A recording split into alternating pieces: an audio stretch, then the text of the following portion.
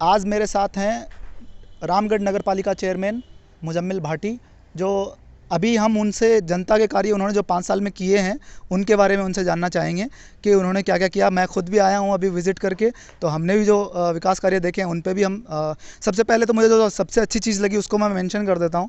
Sewerage plant बनाया है जो, मैं उसका पूरा वीडियो भी हमने रिकॉर्ड किया है कि पूरे रामगढ़ का जो ख़राब पानी है, जो वेस्टेज पानी है, उसको जो है साफ़ करके खेतों की सिंचाई के लिए जो आप लोग इस्तेमाल करने का जो कॉन्सेप्ट आपने बताया है, और जो प्लांट सेटअप किए हैं, 3 प्लांट शायद आपने सेटअप किए हैं, जो बहुत ही अच्छा मतलब इनिशिएटिव है राजस्थान गवर्नमेंट का। और जिस तरह से आपने बताया कि रामगढ़ की जो एक छोटी सी नगर पालिका हो के यहाँ पे 3 प्लांट सेटअप होना बहुत बढ़िया बात है, तो उसके लिए आपको सबसे पहले बधाई सर। बहुत बहुत धन्यवाद जी।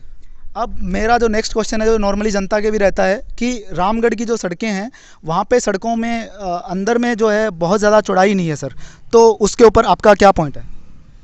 देखो, रामगढ़ शेखावाटी बहुत ही पुराना शहर कस्बा है।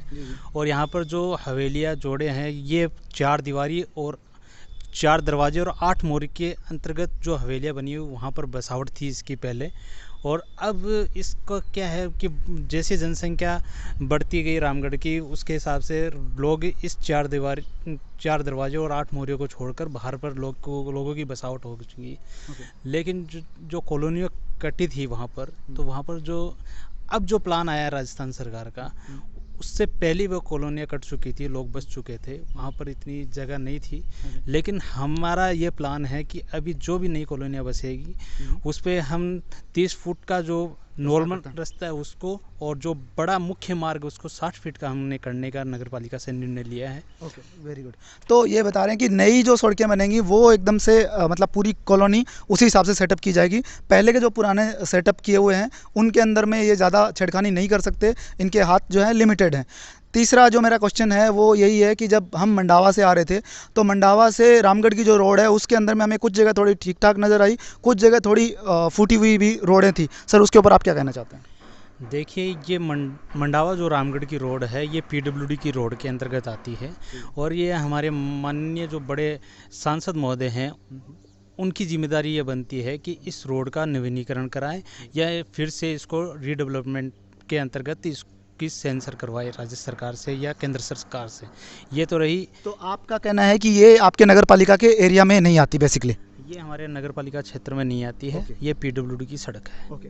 उसके अलावा जैसे हमने रामगढ़ भी हम लोग घूमे, और रामगढ़ में काफ़ी हवेलियाँ भी हमने देखी, और सच में कई जगह जैसे सीवरेज प्लांट का सर ने दिखाया, उसके अलावा भी काफ़ी जगह मतलब सच में बहुत अच्छा डेवलपमेंट भी नज़र आया। दूसरा मेरा एक क्वेश्चन भी है, और साथ में शायद आप भी उसमें कुछ ऐड कर देना, कि करीबन 10 साल से आप काबिज़ हैं यहाँ पे।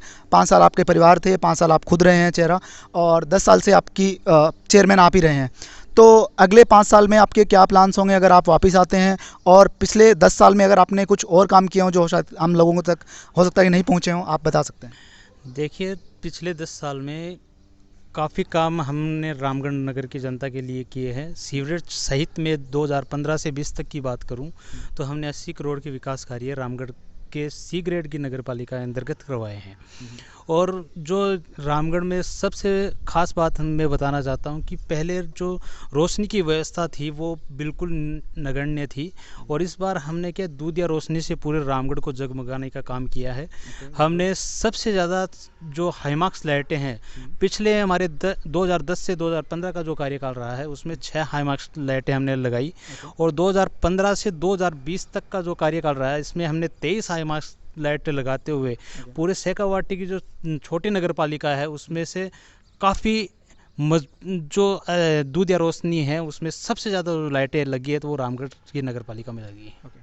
और दूसरा, मुझे मुजम्मिल साहब की एक बात बहुत अच्छी लगती है कि वो जनता से अटैचमेंट उनका सोशल मीडिया के थ्रू हमेशा रहता है, और सर उसको आप कंटिन्यू करें। जिस तरह से मुझे ये भी चीज़ अच्छी लगी कि शायद ही कोई चेयरमैन होगा जिन्होंने 5 साल का काम करने के बाद में ये बताया कि कोई भी चैनल को, न्यूज़ चैनल को आप बुलाओ और उनको जो है मैं मेरे कार्यकाल के बारे में बताना चाहता हूँ कि वो जनता तक इस बात को पहुँचाएँ। तो हम अपनी पूरी कोशिश भी करेंगे सर, और आगे भी आपके जो है उज्ज्वल भविष्य की हम कामना करते हैं।